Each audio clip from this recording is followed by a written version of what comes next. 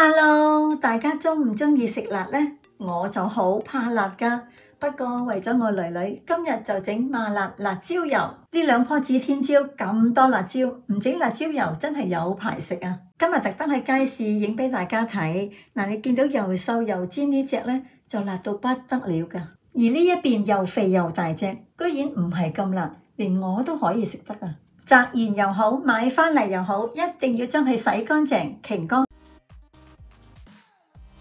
新鮮辣椒係有好多水分，水同油係唔 friend 噶嘛。咁如果你唔烘過去，啲辣椒油係好快會壞噶。成隻辣椒攞去焗都得，咁但係要焗好耐啊嘛。咁所以咧就要剪開佢啦。如果唔係種到咁多辣椒，就索性買乾辣椒，唔使咁麻煩。而家攞去焗120度焗30分鐘。另外買多一包燈籠椒，佢個味係好香噶。一般喺麻辣火鍋店就會見到佢噶啦。我唔想間辣椒醬有咁多核，咁所以咧就要將佢剪出嚟，將啲核倒晒出嚟。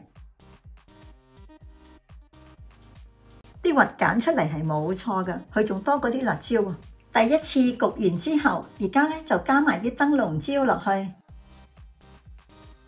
如果鍾意有麻辣嘅口感，就要加啲花椒落去啦。如果係買乾辣椒，可以唔使烘都得。呢3種辣椒喺個鑊度用中火炒佢10零分鐘到，炒過同埋烘過會更加香㗎。第二次咧就用150度焗15分，焗好咗之後，我都盡量將啲核篩出嚟，點樣篩都篩唔晒嘅，所以唔使驚冇核唔辣啊！啲核多到不得了。跟住咧就將佢全部擠埋一齊打佢，唔使打到好細㗎。打好咗之後，俾啲鹽落去，唔單止可以殺菌，仲多啲保存期。跟住咧就落啲五香粉，加咗佢落去，真係香得好有層次㗎。咁但係咧落少少就夠咯喎。如果唔係咧，又會搶走辣椒嗰啲香味㗎啦。而家咧就要切啲紅葱頭同埋啲蒜頭啦，盡量切到佢細細粒，洗乾淨，雪過去先至嚟切，對眼咧就冇咁辛苦啦。呢兩樣係一定要落㗎，落咗落去呢罐辣椒油係好加分㗎。外面係辣椒油，當然係唔少得有油啦。我就準備牛油果油，記得一定要用耐高溫嘅食用油。佢個煙點係去到攝氏260度，個火唔使開到好大㗎吓，因為啲油係唔需要咁熱㗎喎。咁所以我見到啲油輕輕咁稀咗啲啦，咁啊代表佢個溫度已經係可以落啲紅葱落去啦。有耐性慢慢咁罩佢，要罩到佢極乾喎。如果仲有水分咧，唔單止唔襟劑啊，仲會發毛添㗎。聞到香味呢個時候就可以落埋啲蒜頭，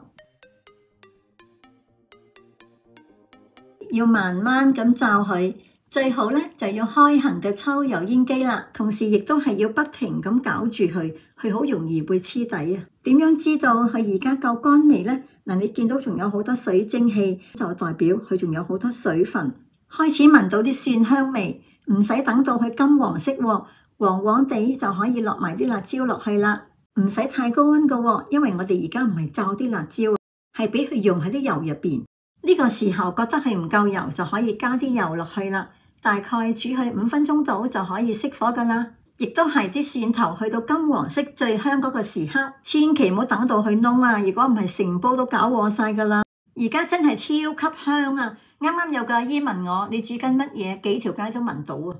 等一陣冇咁熱先至入罌，因為啲玻璃都未必承受到咁高溫。個玻璃罌亦都係要洗乾淨、消毒過去先至可以用喎。自己整係貴過出邊賣幾倍嘅。咁但係用到最好嘅油，食得安心最重要。